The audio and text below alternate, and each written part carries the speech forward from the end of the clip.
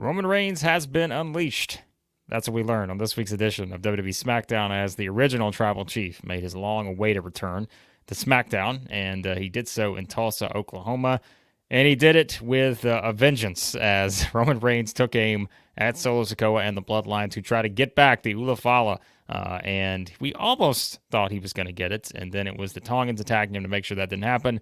But the Tongans were the one who got the bad end of this because Roman Reigns unleashed hell on these guys with chairs, steel steps, and we saw that edge that we talked about in the previous video that we wanted to see from Roman Reigns.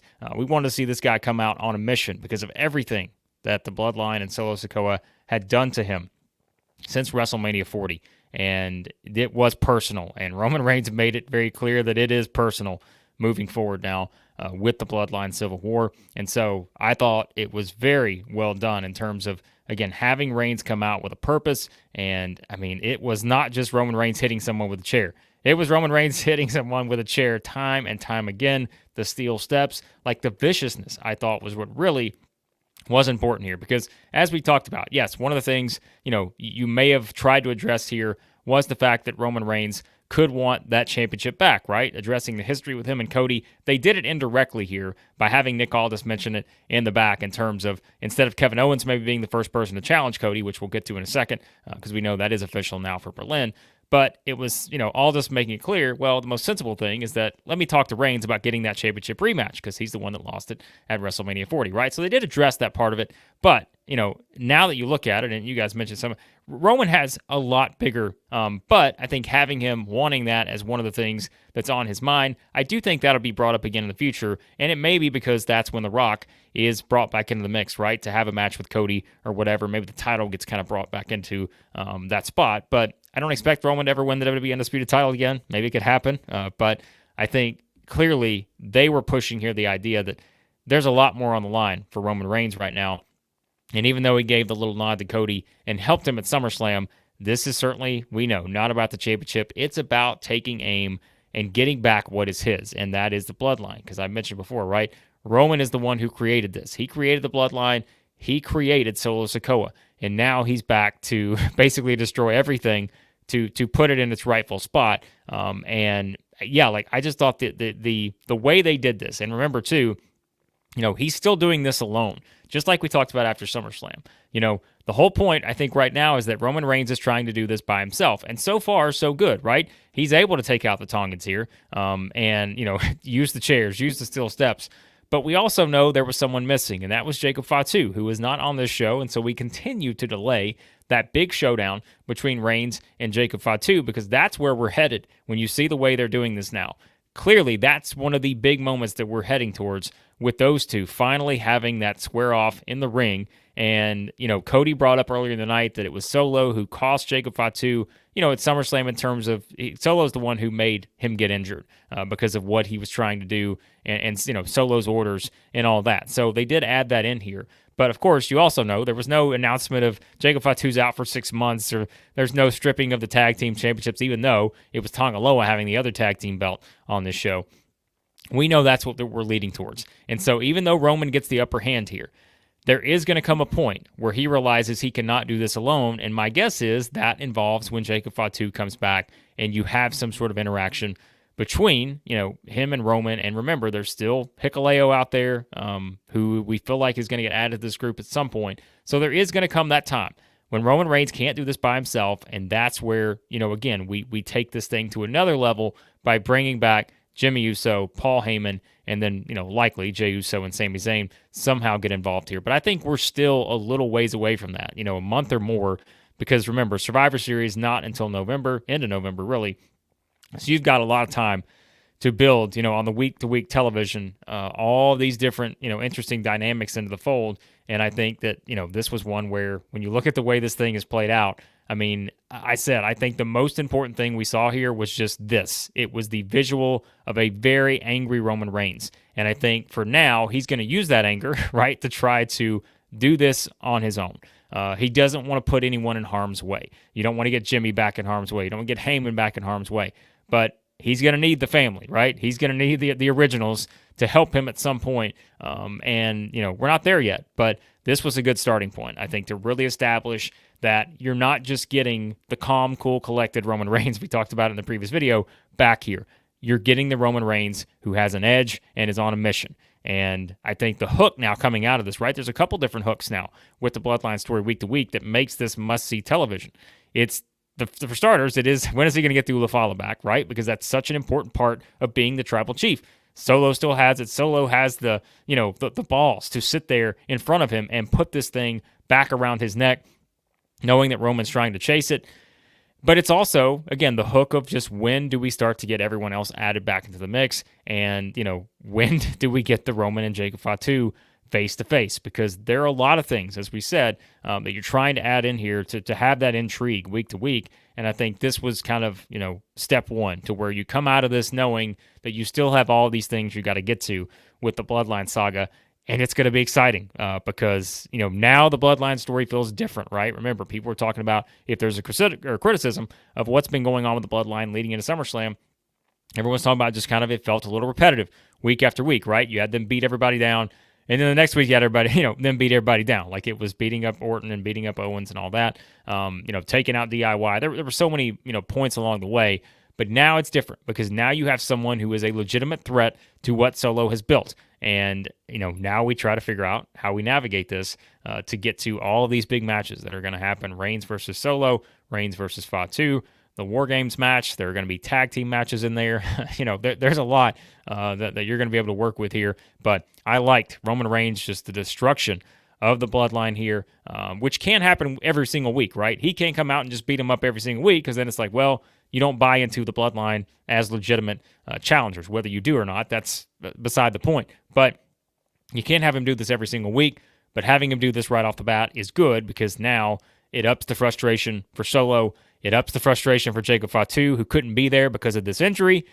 And so, yeah, everyone can kind of raise their game here moving forward to really give us the most heated Civil War you can have with the Bloodline. So, well done, I thought, on Reigns' return and just, making him the big focus at the end of the show because this is going to be your big story week to week now on SmackDown as we head forward because we know there's Bad Blood, there's Survivor Series, and really just seeing how all this stuff plays into that, I think is going to be really important. And we know Reigns is going to, he's not just going to be someone who comes back for one SmackDown and then he leaves, right? He's already been advertised for next week's SmackDown. We know he's going to be there for the USA Network debut. That's second week of September. Yeah, you're going to get a lot of Reigns here, and you're going to get a lot of reaction from Solo Sikoa in trying to pull the strings here and see what he has to do, because now it's different for Solo. Solo has to react differently too, because Reigns wasn't around the first time. He could run his mouth and do all this other stuff, but now he's got to actually put in motion some actions that are going to take out the original Tribal Chief and make sure that Solo can keep what he's built. So, yeah, a lot of fun dynamics in play here, but we'll see where we head with that. But the other thing on this show that was the main theme was, of course, Cody Rhodes and his next challenger, which is going to be Kevin Owens, as they're going to face off in Berlin. And, you had the opening thing where the Bloodline comes out, interrupts Cody. Cody's about to announce who he thinks his next challenger should be. And Owens, yet again, in what has been a theme, comes out to help Cody, right? Now, Orton's not there. There's no Randy Orton, which, eventually they could play around with that, I think, with the story. But we know Orton is occupied with Gunther on Raw, going after the World Heavyweight title. But I do think you can still tie Orton into this in terms of the story that they're going to play up, perhaps right after Berlin, where you would think that Orton's going to lose to Gunther. You would think that Cody's going to successfully retain against Owens. But there's a lot of little story wrinkles in there you can play with now because, in a certain sense, you could say, well, why would Cody pick Owens and not Orton? Well, it makes logical sense as to why, because he already knows that Orton's getting the shot against Gunther, so he's not going to pick Orton to have two championship matches in one night, although if he wanted to be a really great friend, I suppose he could. But he picks Owens instead, but it is Orton who has been the one that's been, Cody's friend, and he's not, here on this show to help him because maybe he's occupied elsewhere. But I think that can also play into this to where, Orton's not coming out to help Cody because either he's being smart about it or he's so focused on winning that championship. It's so important that he's not going to put himself in harm's way again for Cody Rhodes. And so you can keep playing into that. But, you also had the frustration here from Kevin Owens in multiple ways where, you had Owens, once all this did bring up the fact that he was considering Reigns getting the championship rematch against Cody, Owens got pissed. He's like, hold on a second. Roman Reigns doesn't deserve that. Anybody else in the locker room deserves it. So you're kind of tying that in too. Maybe at some point we get back to Owens and Reigns in some way, because otherwise, why do it, right? But the frustration is coming out with Kevin Owens talking about how he doesn't deserve that championship match because of his win-loss record. Can you imagine the previous era, them making so much about a win-loss record and all that? That's why I like the Triple H era, because it is something where that matters, and it matters to Kevin Owens. He doesn't feel like he does deserve this opportunity against Cody, even though the fans can chant, you deserve it, all they want. Owens doesn't feel that way because he knows what the championship means. And again, maybe that's where Kevin Owens can start to get frustrated with Cody because he has had Cody's back. I mean, Cody could have been taken out by the Bloodline here on this episode, but Owens comes out with the chairs. But maybe it's where, even Owens, just like Orton is going to eventually, maybe it's going to boil over in terms of the frustration with how Cody is acting or feeling like Cody is not taking this serious enough in terms of being the champion and just handing out, what it means to be the champion. Like you feel like that's kind of where we're headed in terms of Owens and the frustration and all of that. So I'm very intrigued now what they do because, some people thought this would be as simple as, all right, back in the day, if this was the Swerve era in terms of like, all the swerves and the Attitude Era or anything like that, you'd had Owens come out here with the chairs and all of a sudden he just turns to Cody and hits him with a chair, right? That didn't happen. But that is something where there has to be a reason if maybe Owens eventually snaps on Cody or maybe he doesn't. Maybe it's just, your traditional match or whatever, but you're starting to realize that Cody, is doing things to perhaps frustrate his friends a little bit. And you feel like that's the story here with Owens. And then we know it's already a little bit somewhat in play with Orton, although we haven't really seen it on full display yet. We know it's there, and we know it's going to happen. But I think that's an interesting match for Berlin. And you wonder now, do the two matches play into each other, right? Cody and Owens, Gunther and Orton. Do the two matches play into each other somehow? I don't know if they will necessarily, because you would think that Gunther and Orton is going to be the main event on this show, although maybe they decided to do Cody and Owens too. But I think that's kind of where we stand heading into things, and two very interesting World Championship matches with Gunther and Orton, and Cody and Owens. And we know there is kind of, something that ties them all together in terms of the story that you would think we're going to get moving forward here on SmackDown, with Orton coming back into the mix and getting to that Cody match at some point in the future. So, that was certainly one of the other big themes on the show. This is going to be a show that each week, as you're going to see, I mean, there's a clear separation. The Bloodline, and you can even, I know some people already talked about, is this bad for Cody because people are so into Reigns now? What does it mean for Cody? But I think it's okay because, there is a lot of excitement for Reigns, but the Bloodline story kind of feels like its own little thing, right? And then you've got the actual championship picture with Cody Rhodes and Owens and Orton and whoever else comes into this thing. Like I said, I don't think they're getting back to Reigns just yet, even though they did indirectly acknowledge the fact that maybe Reigns gets back there at some point, but I don't think that probably happens anytime soon. But at least acknowledging it works for me. So, but yes, I mean, these are the clear two stories because everything else on this show, I mean, it's in progress, right? These are all kind of developing things. LA Knight found out his first challenger. He's going to get Santos Escobar. The United States Championship match, that's going to happen soon, whereas it was Escobar who beat Andrade via help from Carmelo, who Carmelo's he's got to get that win back against Andrade at some point. But it's just not happened yet. So I think that is, something they're building towards to get to another match between those two. But Escobar is interesting because, the thing is, this is always the toughest spot. And we said this for Cody after he won at WrestleMania 40. This is always the toughest spot for your babyface champion who is just so over because you have to add some kind of believability to the challenger and make people think that there's a chance that he can take this championship off of him. I don't know if we're there with Santos Escobar, but maybe it's a numbers game thing. But that's the thing. This one's always the tough one because you have to convince people that this can actually happen. Although we know, we don't think LA Knight's losing that championship 1 month in or anything like that. So I think that is, kind of where you're at now with Knight, is to see who this list of challengers are and how can WWE make them believable and credible as true challengers to the championship to make you think there's any sort of doubt that the babyface champion can actually lose. And I think that's always the challenge when it comes to these spots. So we'll see if they can do that with Santos Escobar, but that is your first challenger there for LA Knight. Tag team championship wise, we know we're moving forward there too, as it's going to be the Street Profits versus DIY next week on SmackDown to determine who gets the shot against the Bloodline, which remember, also too, if we're talking about the Jacob Fatu injury, there's no announcement here that Fatu has been stripped of the title. He's out 6 months, anything like that, right? There's none of that. So even though the Tongans had the championship belts, we know Jacob Fatu probably gets back at some point soon. But, the Street Profits and DIY. The question is, who's going to be the team that wins next week? Look, if I had to make my early prediction, I think I'm more intrigued by the idea of the Street Profits getting that championship match, maybe more so than DIY, because you could just say, well, if you're going to go the DIY route, why not just do the rematch and go through this, 4-man or 4-team kind of gauntlet here? Why not just do the rematch? But I think having the Street Profits, which I had to do a double take, because, when Dawkins said it, I was like, oh, yeah, he's right.